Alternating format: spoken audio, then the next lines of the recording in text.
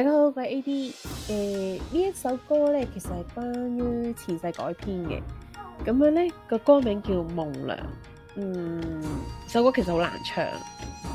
正常嚟講，應該練多好多次出街，不過有啲緣故冇辦法，所以就先咁樣啦。大家呢一刻可能就會想知道，既然咧我特登用男聲去唱呢首歌啦，同埋個視野其實基本上睇得出係由個男性角度出發噶嘛。咁係咪我就係嗰個男性咧？好，而家接落嚟就詳細講解下呢個前世啦。咁夢娘呢一個前世其實發生喺宋朝嘅。咁我大致講個架構啦，就係個男主角咧就係一個32歲，屋企有錢，年青有為，官居三品，已經係上品官啦。咁妻妾就有12人啦，子女就有15人啦，基本上就係人生開個掛咁樣，完全係一個高富帥咁樣。咁夢娘咧就係一個大概係紅官人嚟嘅。咁簡單啲講咧，就清官人就係賣藝不賣身，紅官人咧就係兩樣都賣嘅。咁所以紅官人咧，其實佢哋賺嘅錢一般嚟講咧，就普遍係比清官人多嘅，普遍咋嚇，係啦。咁樣咧，阿夢娘就應該係由17歲左右啦開始賣身嘅。係咁，所以佢因為本身咧都有少少名氣同埋有技術可言，因為佢舞好勁啦，咁歌都好聽嘅。佢恩客咧就一共係有5個人嘅啫，即係真係同佢有賣身關係嘅客人咧就得5個嘅啫。講到我係呢度古仔裏邊嘅邊個人咧，之前咧我要先同你哋講咧生命藍圖呢樣嘢。生命藍圖之前我喺講命嗰陣已經提及過啦。咁佢緊唔緊要咧？非常之緊要。但係咪等同你嘅命咧？唔係。點解咧？因為生命藍圖某程度嚟講可以講係你呢一世嘅目標，但係你咁佢的確係會喺你嘅命度咧係顯現到出嚟嘅。但係達唔達成呢個目標咧，就兩碼子嘅事嚟嘅。咁我話俾大家聽，我係邊一個啦？就係呢一段裏邊嘅他人啊，即係成個歌裏邊其實我只係出現1次嘅啫。咁我話俾大家聽啦，點解我明明只係他人，但係我會知道成個脈絡啦？最主要就因為呢個生命藍圖咧，其實係一共咧係有4個人爭嘅。佢當中其實50% 咧就係為咗愛情，20% 咧就係做 hero 嘅，即係做一個英雄，進行呢個英雄救美呢個角色。除咗我，梗係有人想做英雄啦，係咪先？咁所以咧就大家一齊爭啦呢個角色啦。咁所以最終咧就咩意思咧？爭輸咗，就係咁簡單。咁呢個時候大家有可能會想知，咁我哋有冇問過嗰個夢娘嘅意願咧？答案係冇嘅。點解？佢都要淪落風塵啊，梗係等緊我哋救，我哋點會問佢想邊個救嘅啫？邊個救得邊個救到嘅，係咪先？咁大家咧可以睇下另外嗰3位競爭者嘅資料，即係包括我啦。咁一個係大地主啦，2個商人啦。咁其實你哋可以見到妻妾同子女嘅人數嘅。其實大家如果係夢娘，你會揀邊個？一定會揀男主啦，係咪先？首先第一，人又老咗啦，跟住咧妻妾啦、子女又多。雖然係多錢啲啲啫，但係唔代表另外嗰啲唔有錢啦。咁我又再同大家講啦，另外個商人咧36歲，有妻妾2個人，但係咧冇子女，佢仍然立得妾，只有一個可能性嘅，就係咩？佢靠老婆發達嘅，即係佢老婆一定河東獅吼，佢係等緊佢老婆。即係可能被休或者係外父過身，佢冇得再廿文廿武咁樣，佢先再娶嘅啫。咁我估計都有外室嘅，係啦。所以咧呢個就要揀都揀邊個？梗係揀大地主啦，即係我啦，係咪先？係啦，你又年輕又有錢，又冇妻妾又冇子女，完全係一個好好嘅選擇，係咪先？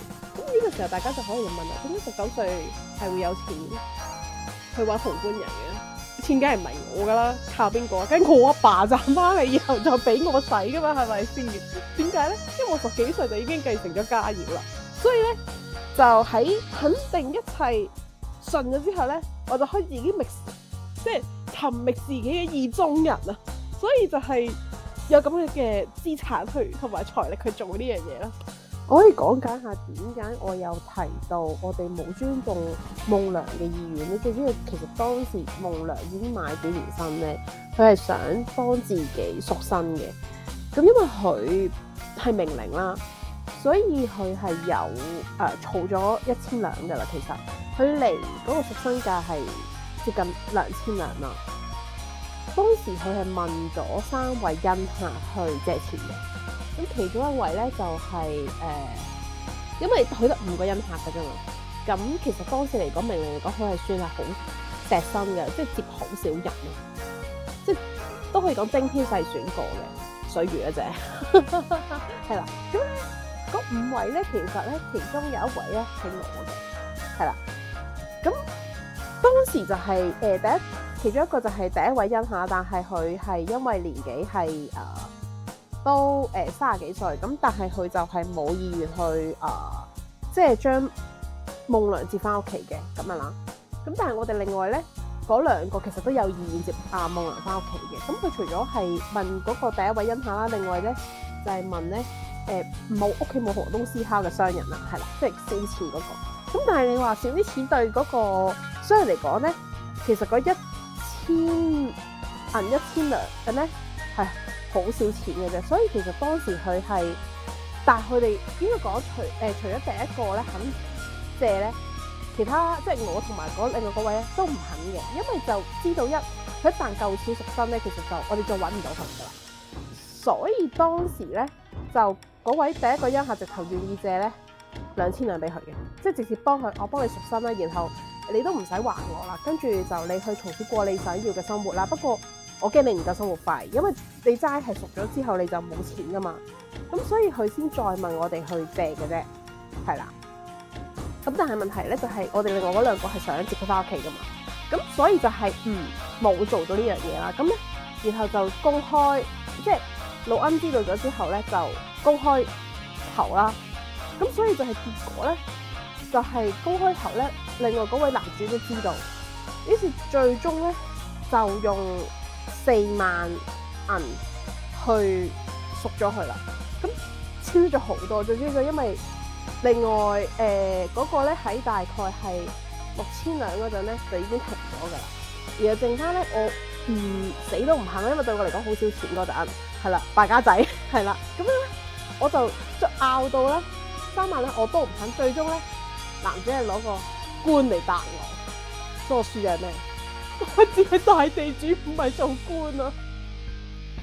男主雖然就係將夢娘贖咗翻嚟啦，咁但係因為佢妻妾多、子女多，再加上係官家嘅人，所以其實係夢娘係一個拈花女，即係絕對10萬個都不願意去跟佢嘅，因為大家知道官家出身嘅人，其實佢對煙花女子出身嘅人係特別刻薄噶嘛。咁要跟都係跟，即係跟商人係更加唔好嘅，因為商人其實基本上係冇咩規條嘅屋企，係啦。咁最好就跟邊個？梗係跟我啦。咁所以咧，其實中間有啲波折，但係最終男主都唔肯放人嘅，即係佢一定要夢娘跟佢。咁所以就係呢個係點解我會知道成個劇情嘅狀況咯。因為當時我係驚夢娘受到欺凌啦，咁所以就時不時會約夢娘啦。咁當然係約一啲唔會令到夢娘受到千夫所指嘅事啦。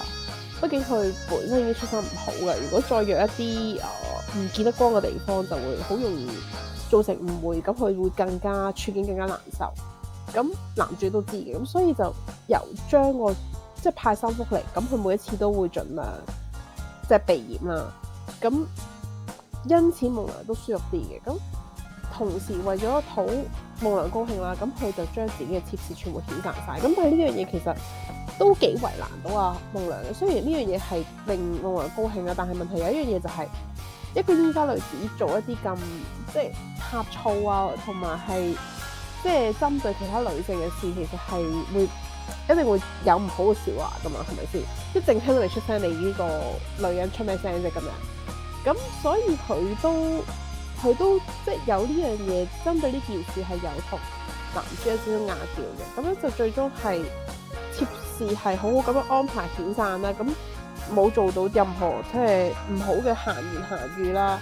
咁然後子女亦繼續留翻喺嗰度啦，所以就將件事過一段落。咁當然之後就可以講係男主係除咗夢娘就再冇掂其他女人啦。咁我因為咁咧，所以夢娘就即係漸漸接受咗佢好正常啦，係咪先？唉，陰公。咁因為男主真係好唔中意個正室嘅，所以正室係冇子女。但係點樣都好，夢娘始終係一個雖然佢係有經後門嘅接翻嚟嘅即係側室啦，咁但係始終都係爭啲嘅嘛。最終就係、男主為咗佢將正妻再改革，即係優越再改革啦。咁然後呢樣嘢係會引起咗唔少風波嘅，不過最終係叫做妥善處理咗咯。咁夢娘亦成為咗正室啦。咁去到呢個時候，咁我先真係完全噴出咗佢哋嘅生活圈子咯。不過最終你哋見到係夢娘其實應該係好早亡嘅，事實上係嘅。夢娘係虛歲32、33就已經過身咯，所以只能夠講佢受唔到咁大福咯，係啦，冇辦法，有啲嘢注定。咁關於夢娘咧，呢個前世故事就大概咁樣啦。咁有機會咧，以後再分享一下唔同嘅歌。咁可能有啲係關前世事嘅，有啲可能純粹係一啲我嘅感言事嘅。好，大概咁樣啦，拜拜。